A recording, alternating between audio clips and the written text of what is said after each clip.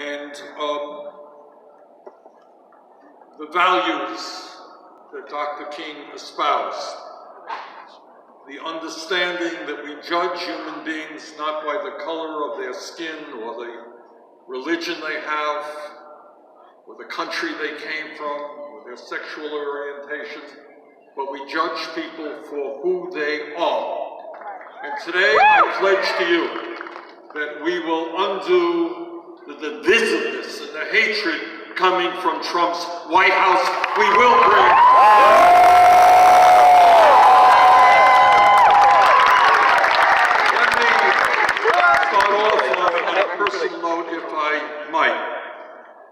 tell you how I learned about racism in a very personal way. Xbox 360. Because as some of you know, I am Jewish.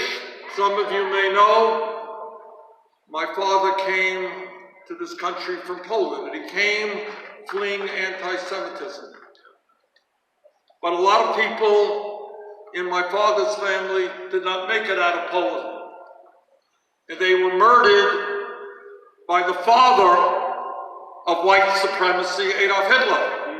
So I learned at a very young age what racism and white supremacy and Aryanism and all that crap is about.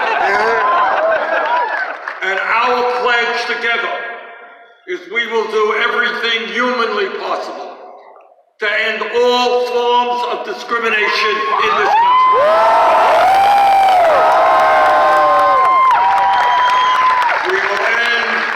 Systemic racism that exists.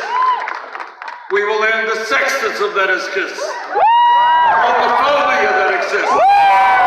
Homophobia that exists.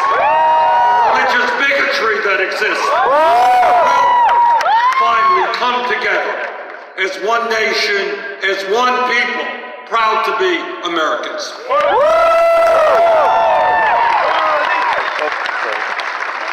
I learned a little bit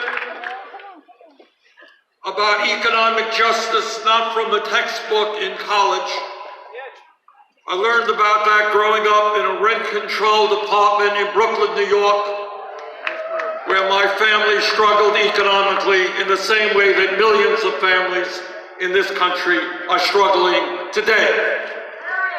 My mother had a dream, and her dream was maybe one day we would get out of a rent-controlled 3.5-room apartment and get a home of her own. She died young, and she never saw or achieved that dream. So I come to you today not as the son of a billionaire or a millionaire, but as somebody who proudly comes from a working class family. Stood up for the working class his entire life. Into the White House. Today we tell the billionaire class that this country belongs to all of us.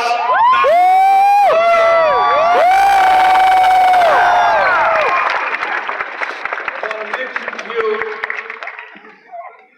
is, Terrell mentioned, that as a young man at the University of Chicago, I was active in a civil rights organization called CORE, Congress on Racial Equality, led by a great man many don't know today, James Farmer.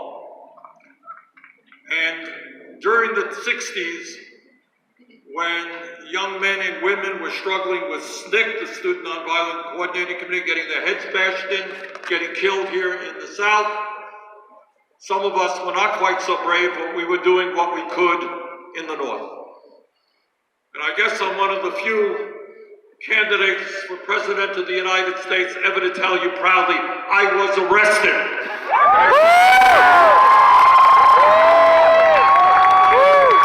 Housing segregation in Chicago. I know that is usually not the kind of things that presidential candidates advertise to jail.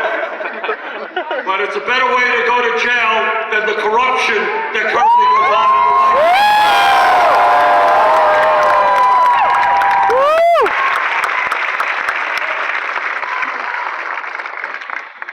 And reason I am here today is to talk about what is going on in America today and to work with all of you for a new vision for this country. And I want all of you never to forget that right now you are living in the wealthiest country in the history of the world.